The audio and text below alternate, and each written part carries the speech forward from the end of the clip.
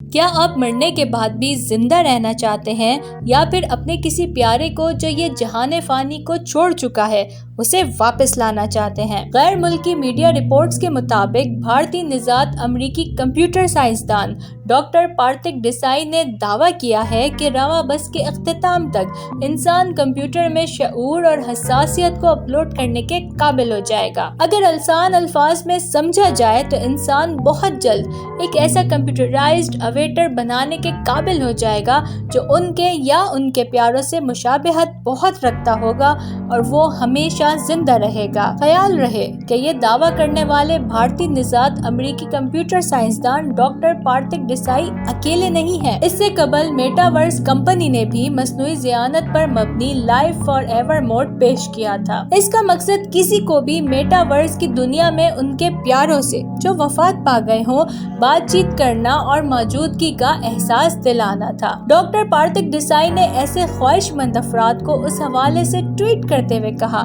کہ آج سے اپنی یا اپنے پیاروں کی مختلف تصاویر اور آوازیں ریکارڈ کرنا شروع کر دیں تاکہ ان کی مدد سے آپ اپنے پیاروں کی وفات کے بعد بھی ہمیشہ ان کے ساتھ رہ سکیں گے۔